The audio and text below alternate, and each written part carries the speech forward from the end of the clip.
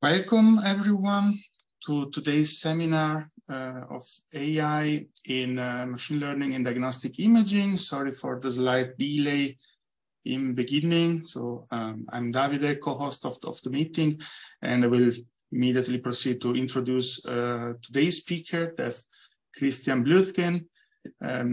He's a doctor. He trained as a radiology resident here in Zurich. Then he was a postdoc at Stanford in the Center for AI in Medicine and Imaging with a research fellowship. Now he's back. He's attending radiologist here in Zurich University Hospital, and he focuses on thoracic imaging. Christian, you have the microphone. Yeah, thank you for the kind introduction, Davide. My name is Christian Blüthgen, as introduced. I'm very happy to be back as a speaker here. I gave my last talk in this seminar series in 2020, when I talked in general about deep learning and thoracic imaging. And today the focus is more on incorporating both vision and linguistic information into your modeling. If you've been an avid follower of deep learning in healthcare, then sure you've noticed that there's a very rapid pace of development in the field right now. And especially in the last 2 years, we've seen an outright explosion of new models in the field. This is from a paper that explores all the large language models that come out right now. And you see that it is almost a full-time job to keep up with all of these models. And it's nearly impossible to do a comprehensive talk in just 30 minutes. So I tried to pick up some examples from the field of thoracic imaging and some of the stuff that I've also been involved with, and thoracic imaging because it's my clinical area of research. We will talk a bit about the problem with traditional labels and look at different examples of vision language models or VLMs. Traditional and biomedical research, when we wanted to solve a problem, we had to follow an algorithm that looked a bit like this. So we needed to study the problem, then we had to come up with some metrics that we wanted to acquire, some measurements, like here the thickness of the pancreas. Then we analyzed these features doing statistics, and then come up with rules that we could decide by. Evaluate the problem some more, analyze our errors, go back to studying the problem, and so on and so forth. That's the scientific process behind that.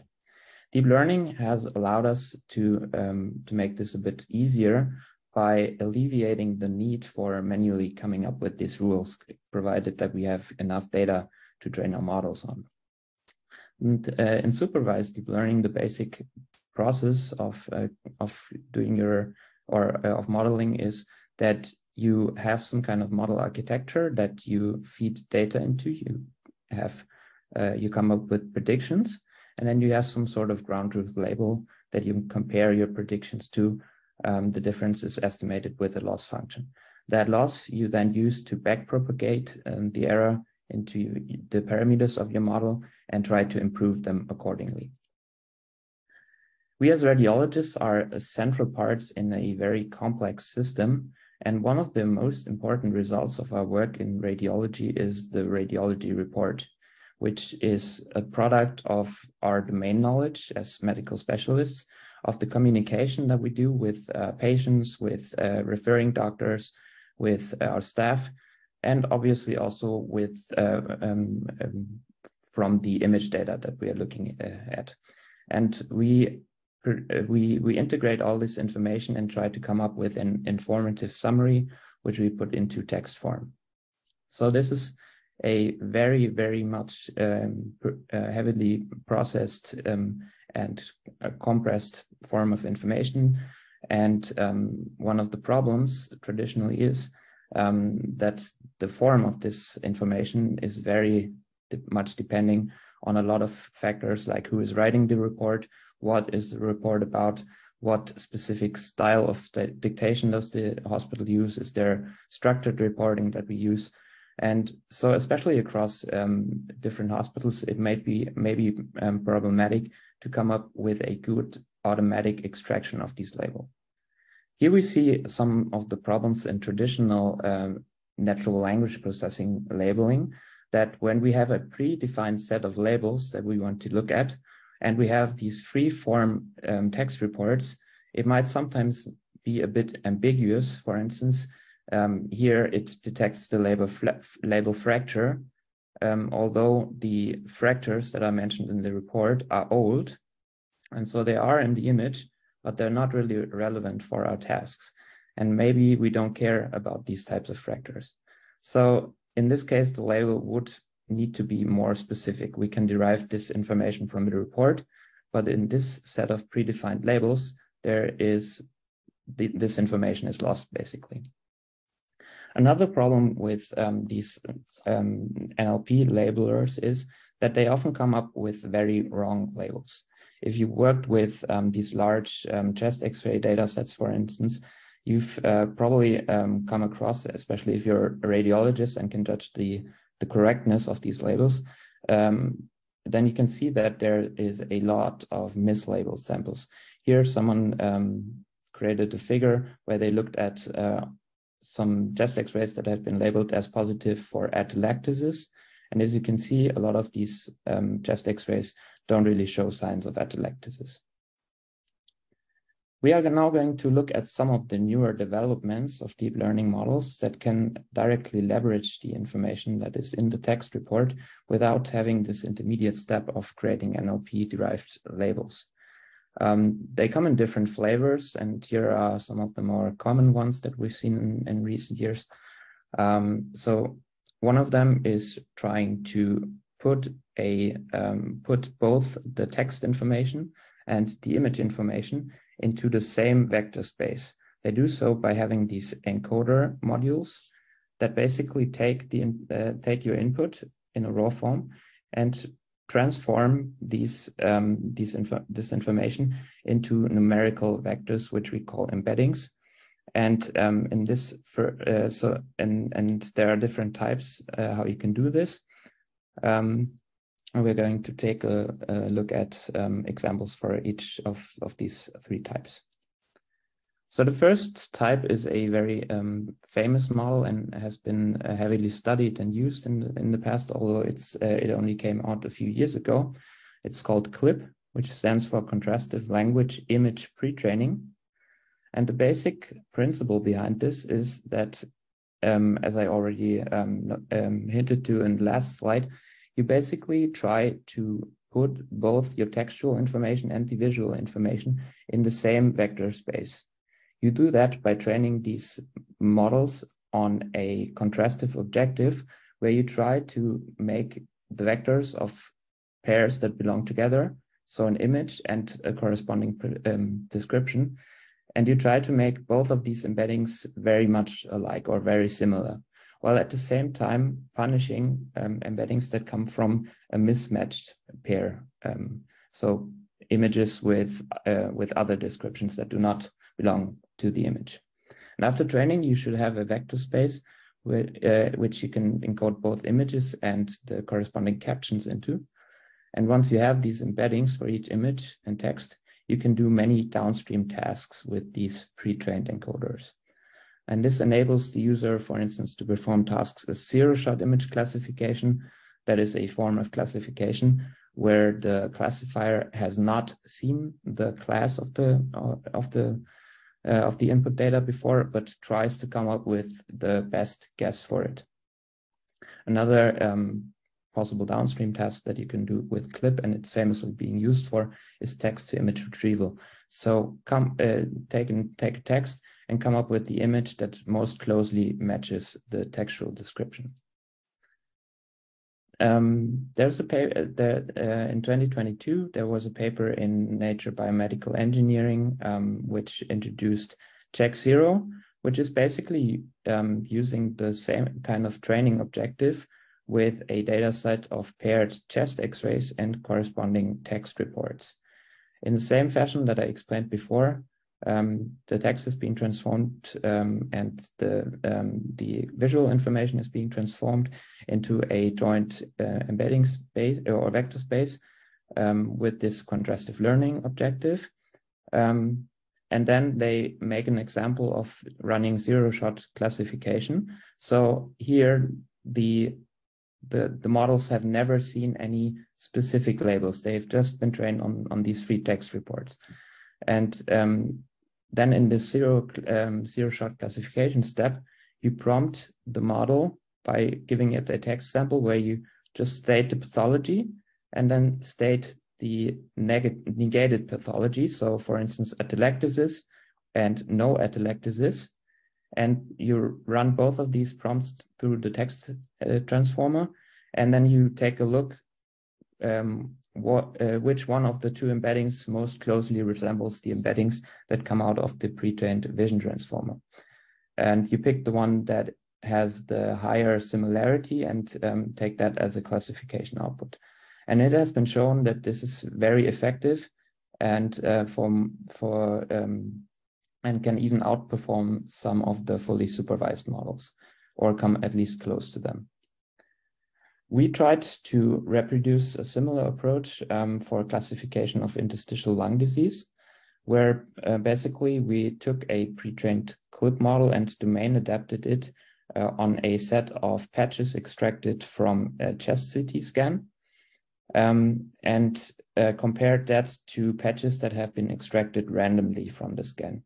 So for the domain adaptive pre-trained CLIP version, we basically prompted the model to derive patches that the model considers similar to textual descriptions of interstitial lung disease, and compares montages created from these extracted patches that have been sampled randomly from the scan.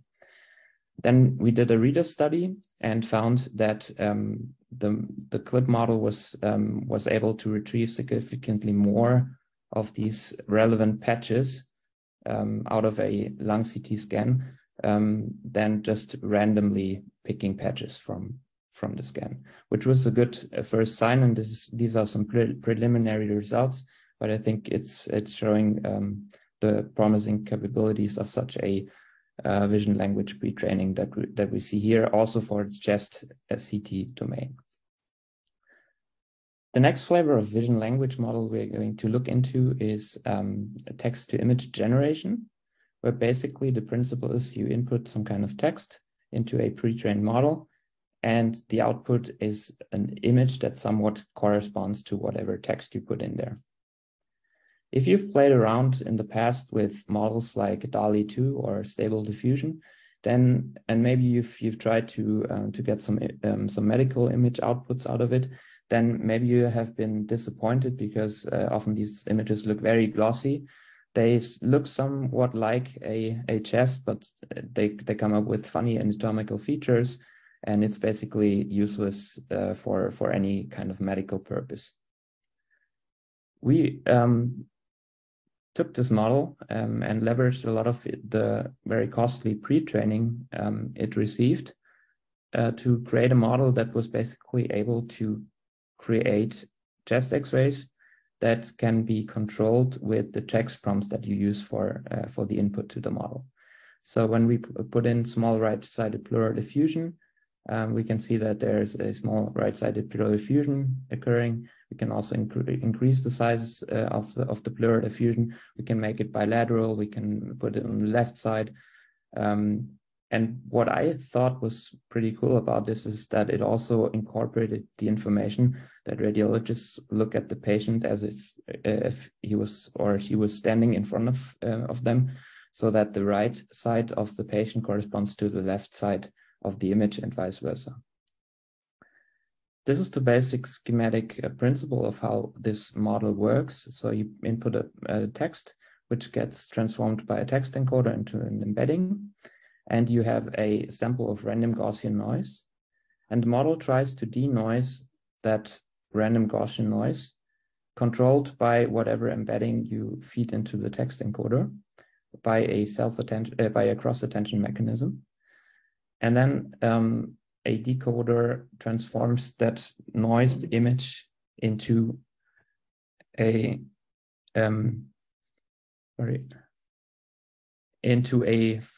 finally into a chest X-ray. Let's look at this a bit more closely. There are three main parts of this model. First, there's a variational autoencoder. Then there's some kind of denoising model in the traditional stable diffusion version, there's this is a UNet, and then you have some kind of conditioning method that controls the outputs. The conditioning method can be a text encoder, but you can also use other forms of conditioning, so images or semantic maps or other representations from other models. It basically depends on however you fine-tune your model later on.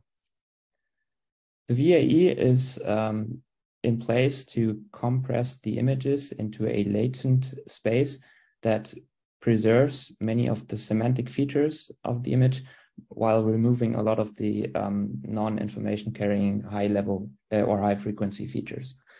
And it is a bit questionable because in medical images, often the pathologies are very small.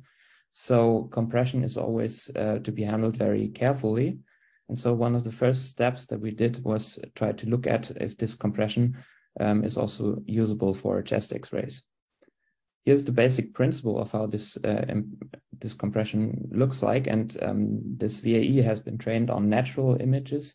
So you see that the reconstructions that happen after this compression step to a latent representation reproduce an image that is pretty much the same as the original image. One thing you can note as a small difference is that you see small letters here on the collar of the llama, which get kind of scrambled in the reconstructed version of the image. So that's something that this VAE is very bad at, and we will also see that this is the case with chest X-rays. So here we just basically, without any further training, ran these images through the VAE module of the Stable Diffusion pipeline. So here's the original chest X-ray. That one is from the Mimic, the Mimic CXR dataset, and here's the reconstructed version. And you see that a lot of the fine-grained features that we care about are being well preserved. But you also notice that some aspects of the image get scrambled around, for instance, this font here. Quantitatively, we can also see that there's a high reconstruction quality. And during a readout, we noticed, or we didn't see any diagnostically relevant errors in the reconstructed images, which was good enough for us to proceed to the next step, looking at the denoising component of this Stable Diffusion pipeline. And as mentioned before, we start off by a latent representation. That's the encoder part of the VAE did with our input image, and put it through some diffusion process to come up with a processed representation. And what's interesting for the inference step when we input text is the, so to speak, the backward process of the whole thing, where we have a noisy representation that gets iteratively denoised and then eventually reconstructed into the pixel space by this variational autoencoder. The advantage of doing it this way is that that is much more computationally efficient, and the model is easier to train this way. And last but not least, the third component, the conditioning method that I talked about, you can basically replace this text encoder by various other encoders as long as this space is aligned. We looked at several different experiments investigating this, switching it for a domain-specific text encoder, because again, the pre-trained model comes with this, this encoder that has been trained on the natural domain. So we noticed that the reconstruction quality is decent enough to go forward, as I mentioned, but still, if we just input a text sample that has some kind of medical information in it, we are kind of disappointed by the output, and it's not really what we want if we want to try to create high fidelity chest X-rays. So what we did was that we fine-tuned different components, and to shorten things a bit, what worked best was when we jointly fine-tuned both the unit component and the text encoder on the Mimic dataset, which consists of chest X-rays and the corresponding text reports. And this eventually led us to the model that I presented before, where we can control the appearance of the resulting chest X-rays with the conditioning text prompts that we use as input for the model. There are certain quality aspects that you want to look into for generative models, and so one is definitely fidelity. So how much does the generated image resemble real data that I use during training? And we see that starting from the original stable diffusion model over the dream booth, sorry, there's an H missing, which was basically a few shot approach where we only took 10 to 50 chest X-rays and text reports, where the image is still, it looks much closer to a real chest X-ray, but it's really glossy and still looks mighty fake. To then when we do the full fine tuning, we get these nice high fidelity chest X-rays that look really, really realistic, unless you look really, really closely. Then as a radiologist, you still see differences. Okay, the other quality criteria is that you want to have a model that kind of covers the whole variety of your real data. So you want to have a model that can create a diverse set of outputs. And because we did this very non-discriminatively, just using mimic and corresponding text reports as training inputs, the model can also create a large variety of different appearances based on the text prompt that you're using. This may be a little bit too low res for you to appreciate every detail, but I was personally impressed by the level of detail that can be achieved by this model. And it's all one model. So you have one set of weights that you've trained, and these are all outputs from one and the same model. So you might wonder, why would I even want to have synthetic data in medical images? I don't want to do insurance fraud or anything. So what are they used for? I need real images. In the setting of deep learning, the scarcity of data is still a problem. The long tail problem, which deals with the very, very little occurrence of rare diseases, is a problem. And also bias in medical data sets are all still big problems for medical deep learning. And one way to look at the advantages of synthetic data is that you've learned a distribution and can create a large variety of new samples. It remains to be tested how well this strategy of data augmentation is really effective, because the underlying ground truth will still be the same data set. But what we noticed is that it's also possible, for instance, to mix pathologies, and then you create samples that are not in the training data. We looked at this and here's some preliminary results to see the classification performance when you train a model on just synthetic data, which is the gray curve here, compared to training the model on real data for different training set sizes. As we would expect, the models become better when you increase the amount of training data.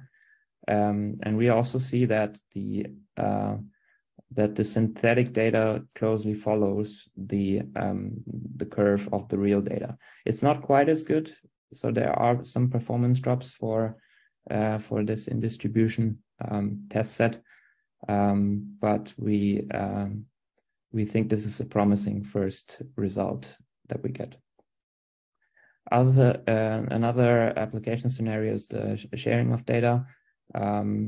As you know, it's still a lot of ethical issues, a lot of regulatory issues with sharing data directly. So sharing synthetic data or models of synthetic data may be a way of augmenting the other strategies that exist for data sharing, for training models across multiple institutions, such as federated learning. Another maybe more niche application scenario is that you can also create images that look like pathology that you want to show on the fly. And because these models have been trained on real data, they also reproduce a lot of the features of real data.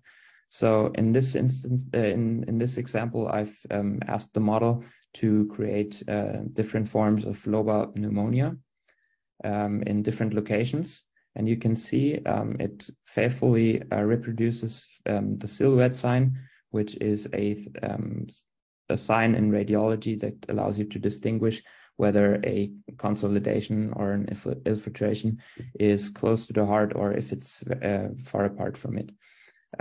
So I thought that was a pretty cool finding. Last but not least, we want to go into some of the more recent developments, which I think have great impact on future applications, the so-called multimodal to text generations. And the basic principle here is that you input both an image that has been transformed in some way, as well as a text into a model where they get more or less jointly processed and come up with an output, for instance, a text. One of the examples that came out very recently is called Elixir. And I don't want to go into too much detail here. This preprint came out just a few days ago, but basically they have a multi-step training process where the first step, they again have a contrastive pre-training objective, like the clip model that you saw in the beginning, where they put image embeddings and text embeddings and try to make a vector space that produces similar representations for both the text and the image inputs.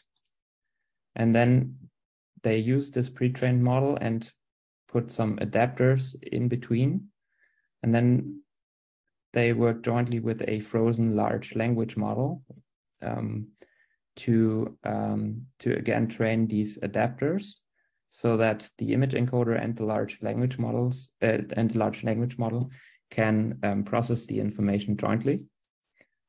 And depending on what kind of adapters you use, you can run inference with these models for various downstream tasks, which makes them very capable for adapting them for various downstream tasks. For instance, again, zero-shot classification, few-shot classification, which basically is that you show a few examples of the classification task that you want to perform to the model, and then it picks up, hopefully, what it should be looking for in the input data. And another thing that I think is a really cool application is visual question answering.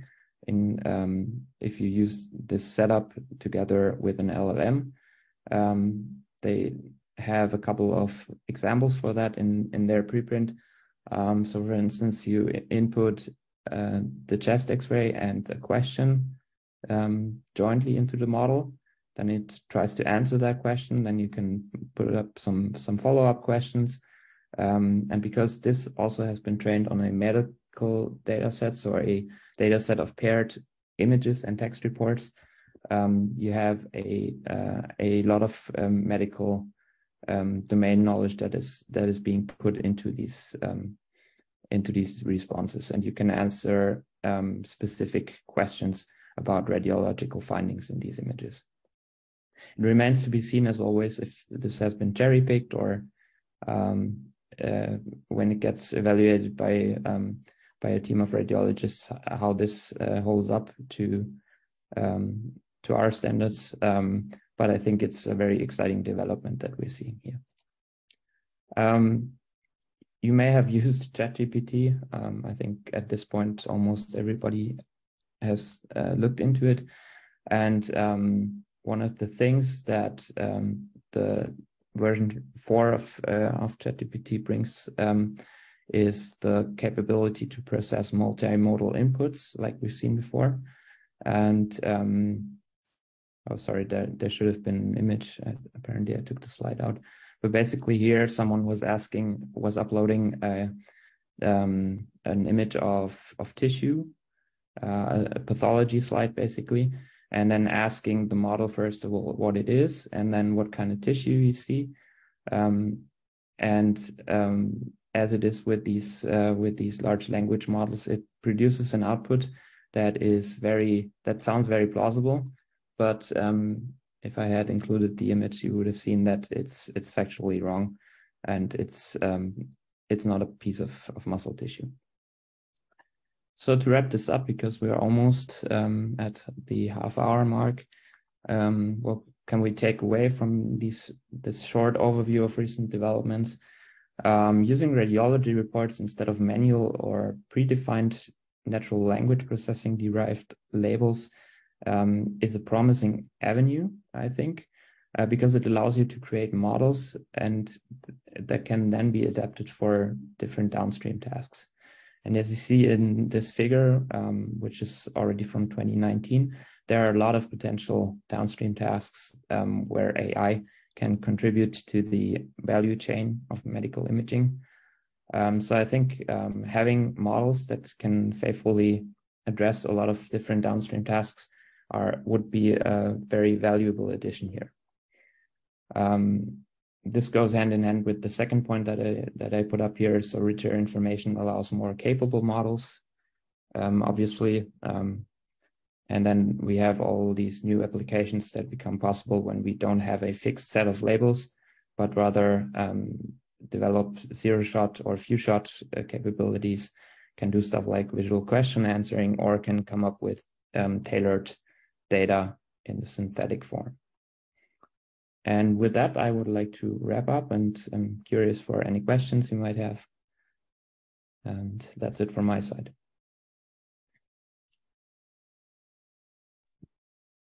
Thank you, Christian.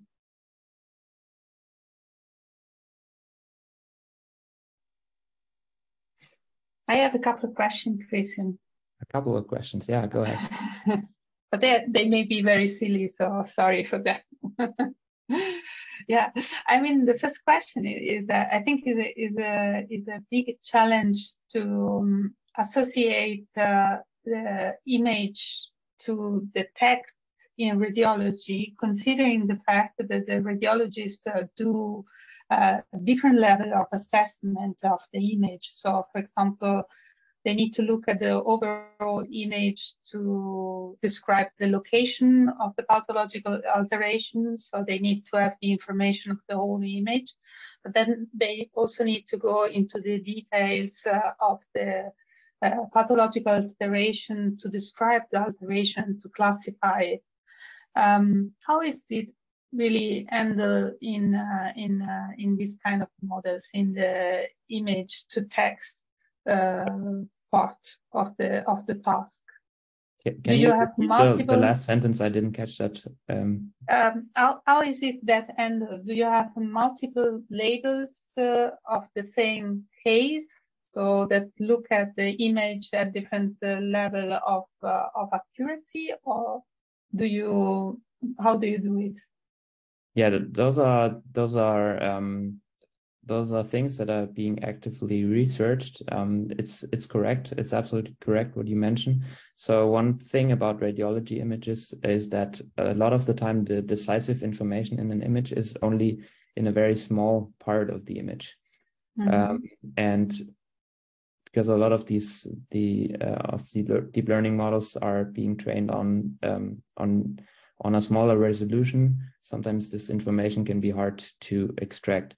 But the newer models, they have a way of also looking at sequential information. For instance, a visual transformer, it can look at a whole sequence of image patches and then learn to select the most relevant image information for the task. And I'm confident that this is a good way of dealing with this problem specifically. To the other part where you said, do we repeat the reports or the labels to sort of have this pairing effect? It is correct that the radiology report is a summary of everything that you see in the image and is finally your final verdict about an image. It does not adequately describe all parts of the image, and that's absolutely correct. And also it doesn't need to do that. But you can still, again, with the same kind of approach where you have the attention mechanism in your model that can attend to different parts of images or entire CT scans. You can let the model select by itself what part of the data it wants to attend to. I'm not sure if that completely addresses your question, but no, absolutely it does. I think just the amount of data you may need to have a correct classification is extremely large. I mean, if you consider already saying, I don't know if a word like that, a phrasing like that would be used in radiology, but something like a pathological alteration on the right side, then you need a lot of images that have a pathological alteration only on the right side. That's correct. Okay. But the other thing is that these models do pick up stuff like few shot capabilities, where you could then also show them a few examples of whatever pathology you think is underrepresented in your training data, and then improve the performance on those samples. And what we learned in recent years about transfer learning and using pre-trained models, the same goes for these kind of models. So that you can create through self-supervised pre-training very capable models, and then they're also very label efficient when it comes to adapting them for downstream tests. So you might just need a few more samples, much less than you would need to do that fully supervised in order to make them good for the test that you want to use them for. Super, great, thank you. Yeah, I think someone has a question there. Yes, there is a raised hand. Please go forward. Hi, thanks a lot. It was a nice talk. I have a few questions regarding the model training. So the first one is like, how much is the data like size expected for this kind of training? And the second one is, you showed the model performance with respect to the synthetic data. So I was just wondering like whether these synthetic data, once it was generated, did the experts look into this synthetic data and then it was trained, or it was just like whatever it has generated, you just trained the model? And also the third question I have is what I like from the talk, what I understood was like these models expect the image and the text. So do we annotate the image like specifically where these features are, or is it just given as a whole image without saying, let's say like a bounding box or showing anything? So these are them. Those are great questions. So the first question you asked pertained to the amount of data that is needed to come up with these kind of models. So the mimic chest X-ray data set is 340,000 studies plus the corresponding reports. So chest X-rays are two-dimensional, just one image. So all of your report basically also pertains to that image. So you don't have to worry about that. There is no manual labeling involved. So you let the models pick up everything from the image, and just by having that link between that is the study and that is the corresponding report, and everything else it picks up by itself.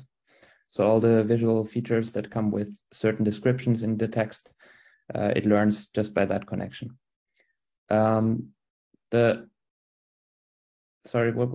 second question was? Yeah, I mean, for your synthetic data, like the performance, did you like whatever you showed the performance? I remember. Okay. Yeah, we looked at the performance, or we looked at the quality of the synthetic data. That is actually being done with a quite elaborate evaluation framework. So quantitative metrics, but also having radiologists looking at samples and rating them. So we did some quality control there, and I mean, I can tell you that they are pretty closely resembling real chest X-rays at this point. Okay. Oh, thanks a lot. Yeah, sure. You had a third question? Yeah, I mean, that you answered already. Like I was because I was asking like whether does the expert have to annotate like specific feature, but you said like you are giving the whole image with the text. So you answered it. Maybe I should also add, you don't need in excess of 300,000 images for that. So because of I mean, Stable Diffusion was pre-trained on compute that is the equivalent of, I think, $700,000 or so.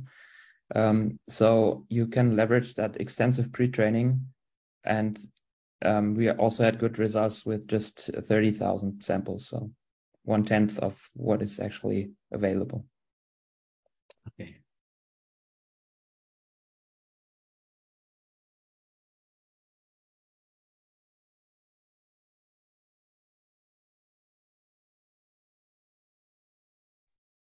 I might have a question. Oh, sorry. Sorry. No, go ahead. I had already my chance. Thank you. I had a quick question about the speed of development, so to say, because in the introduction you said, Kristen, that everything moves so fast. Is it how much of a problem is it that you have the technologies changing under your feet? Mm-hmm. Well, I mean, I'm not a PhD researcher that does this full time currently, so I can only give my perspective on this. It's very hard to keep up with this stuff. So a few years ago, you were able to read everything that comes out on arXiv, and now you really have to pick selected publications. One issue is definitely that you can't rely on just reading peer-reviewed papers, because the time it takes to go through the peer review process already makes the models outdated by the time the model is published. So you really we are in a very interesting setting here where you have to judge the quality of the preprints that come out by your experience. If you consider these experiments rigorous enough to support the claims that they make, you are dependent on people open sourcing their models on Hugging Face or by other means. Then there's always this competition with industry, obviously, who have a lot of compute and money and manpower behind this. So it's sometimes hard for academic institutions to keep up with that. And all of that is really adding to the pressure, I think, that there's that is currently in the field, especially for people who do NLP research. And now there's these LLMs that basically perform overwhelmingly well if you scale them up by quite a bit. So I think it's a bit problematic. And then on the other hand, it should really invite you to have some sort of rigor in your own evaluation. Like you should not aim for publishing stuff very, very quickly. Most people try to do that. You're definitely tempted to do so, but you can also get your hands burned. We saw that last year or a few months ago when someone from MIT, they claimed that ChatGPT was able to solve one of their big tests, basically. And they had to they caught a severe backlash for that because the evaluation was very strange, and they basically just let the model run until it got the thing right and then accepted that as the final answer. So yeah, that's that. Okay, so you have to be careful then. Yeah. And I mean, it's probably an interesting avenue to have some kind of language model pre-process the papers that come out for you to receive summaries from that, and then maybe have a pre-selection of what you should be looking into. But then, of course, this introduces a bias to whatever you're reading.